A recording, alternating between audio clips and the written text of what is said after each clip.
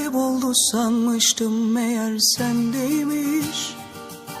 Görür görmez anladım hemen o anda. Sarı sandıklara kilitlemiştim aşkımızı. Sahip çıkmışsın canım, eksik olma. Nasıl özlemiş kalbim böyle atmayı.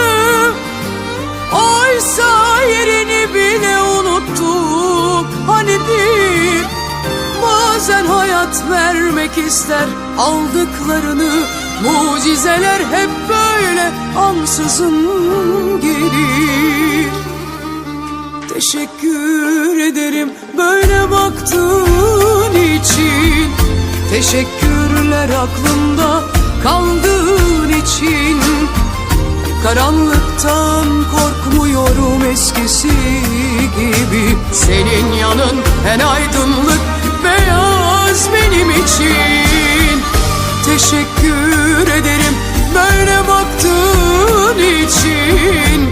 Teşekkürler aklımda kaldığın için.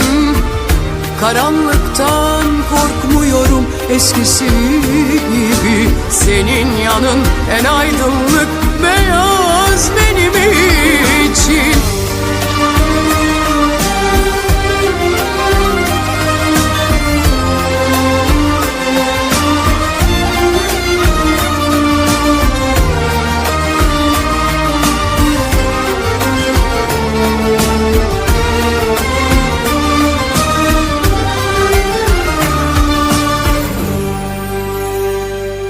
Ben kayboldu sanmıştım, meğer sendeymiş.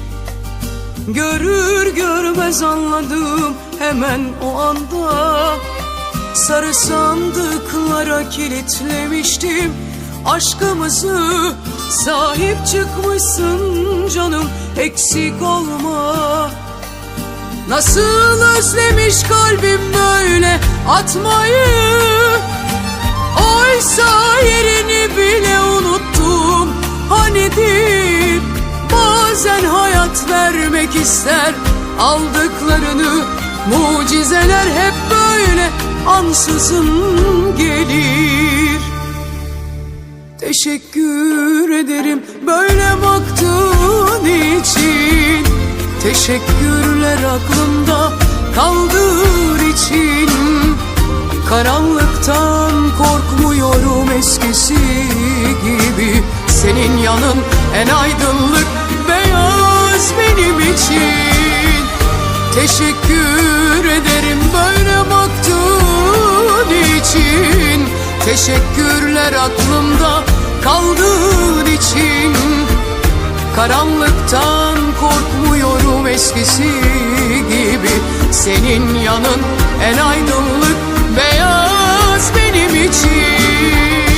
Teşekkür ederim böyle baktığın için. Teşekkürler aklımda. Karanlıktan korkmuyorum eskisi